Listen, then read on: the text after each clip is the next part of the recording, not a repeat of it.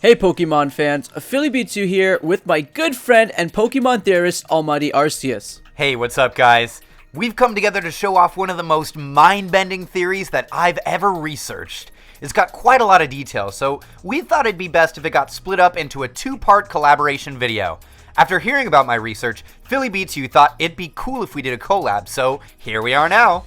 Almighty Arceus did some awesome theory research for this video with tons of notes and days of analysis, so make sure to subscribe to his channel for more well-researched videos like this. Thanks, Philly. Glad to be presenting this theory here. This is one of the biggest mysteries of Pokemon Sun and Moon, yet also probably the least recognized and up to the point of this video's release, completely undiscussed by the Pokemon community. This entire conundrum is something I call the Looker paradox, because it involves the International Police Detective Looker and his role in Pokemon Sun and Moon and in the Pokemon multiverse at large. In part 1 on my channel, we'll first set up with a bit of backstory on Looker and his role in Sun and Moon, then explain what the paradox is exactly. Then, in part 2 on my channel, we'll solve the paradox by working through a few theories of my own, from the weakest to the one that I believe is the truth.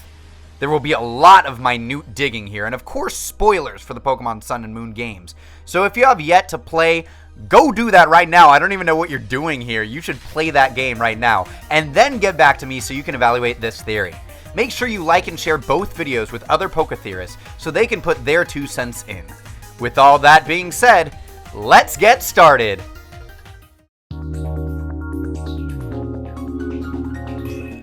Detective Looker is part of the Ultra Beast post-game missions in Pokemon Sun and Moon. It's revealed that the name Looker is actually based on the codename 100KR, which most likely stands for Agent 100 of the Kalos region.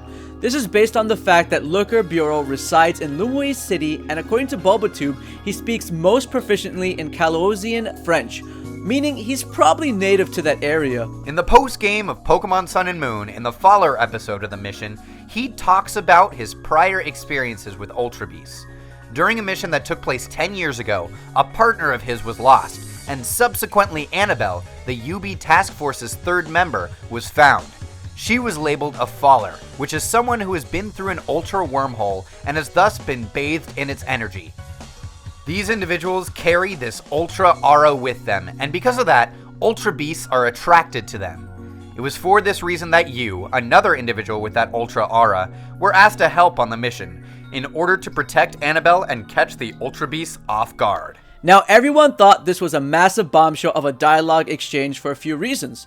First, it appeared that the 3rd teammate of Nanu and Looker in the original Ultra Beast eradication mission had died at the hand of the Ultra Beast. Who that partner was is still a mystery, and it is unlikely we'll ever find out. Second, the discussion of Fallers and ability to pass through a rift in space confirmed the existence of the Pokemon multiverse. Each different version of a generation's first outing, Sun and Moon, Omega Ruby Alpha Sapphire, X and Y, Black and White and their attached sequels, stuff like that, canonically exist as parallel worlds. These generational multiverses are nested within a greater multiverse, one in which Mega Evolution does exist, and one in which Mega Evolution doesn't exist. I'll be doing a separate video to lay out exactly how the Pokemon multiverse exists, but this video is necessary as strong supplementary evidence to that. I mean, we're only a little bit into this video, and this video is as complex as the distortion world. But the complexities laid out here will benefit a simple layout for the multiverse theory itself, so stay tuned for that. Anyways, all that stuff above is fine and dandy, but these are confirmations, not questions. We had a huge mystery come out of this that Pokemon hoped we would see, but most people right now are missing it. So now that we're given a bit of setup, let's move into the paradox. When explaining how they found Annabelle, Looker explains, "Nanu and I, we found her 10 years ago, unconscious on the shore of this very island. We just finished our mission here. She had lost most of her memories, but 4 things she could tell us. It may be that she was wandering lost in the wormhole for some time." I kind of skipped a little bit, but doesn't that sound a little bit familiar to you? Just a little bit at all? A character waking up unconscious on the shore of an island with complete amnesia and no idea how they ended up where they were? It definitely should, because the same exact thing happened to Looker in Omega Ruby and Alpha Sapphire. He is found unconscious, not knowing who he is or where he is. When you talk to him after he has been recovered, he tells you this: "The first thing of which I can remember is awakening here upon this beach, baffled, lacking awareness of the circumstances that brought me here, and at that moment you appeared. I feel as though I have some duty that I should be accomplishing, but of it, I can remember nothing." He then gives you an autodynite he had in his pocket, saying that it was the only possession he had with him, and that it seemed to be of some value, but he did not know what use it was to him. Based on this huge parallel, we can assume that in Omega Ruby and Alpha Sapphire, Looker has ended up in the Battle Resort because he fell through an Ultra Wormhole during a mission for the International Police, a duty which he should be accomplishing, but of it he can remember nothing.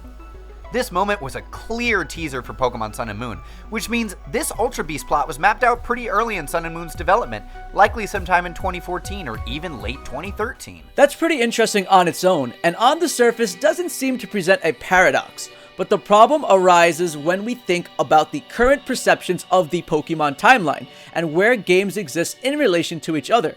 Loxton and a variety of other PokeTubers recently released a video on the Pokemon timeline. While Almighty Arceus and I have slight disagreements with it that we believe will simplify the timeline, we agree on most things. And one important fact in particular, the events in Omega Ruby and Alpha Sapphire happened before Pokemon Sun and Moon. This makes Pokemon Sun and Moon the games that exist furthest down the timeline of Pokemon games. This makes a lot of sense if you look at the detail work.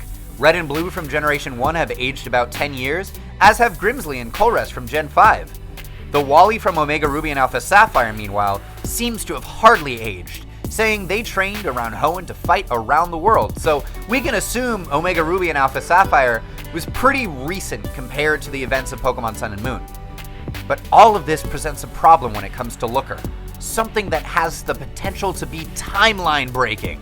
And you know the rules about theories. If there are counterexamples, they can be falsified. Is Looker the counterexample for all of this timeline nonsense? We know that if you're a faller from an Ultra Wormhole, you have been bathed in the energy of the wormhole, meaning you have some sort of Ultra Aura that attracts Ultra Beasts towards you.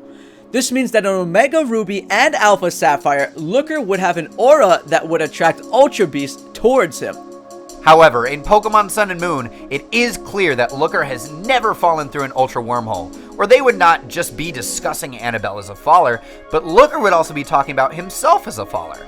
Also, it's almost completely clear that Looker knows exactly who he is and has not experienced any sort of memory wipe or amnesia. If Pokemon Omega Ruby and Alpha Sapphire happened before Sun and Moon, then shouldn't Looker also be a faller? This, my friends, is the Looker paradox. A faller, yet not a faller, so long as this proposed timeline holds. How can this be? Well, after tons of research, I think I've found the answer. But to hear the answer, you're gonna have to head over to Almighty Arceus' channel for part 2 of the theory. I want to thank Almighty Arceus for bringing such a fun and interesting paradox to my channel. Make sure to subscribe to both of our channels for continued content like this. Also, likes are very important, so make sure to drop a like if you appreciated this. And of course, leave your comments about predictions as to what the answer to the Looker paradox might be. I'm PhillyBeatzU. And I'm Almighty Arceus. Thank you for watching.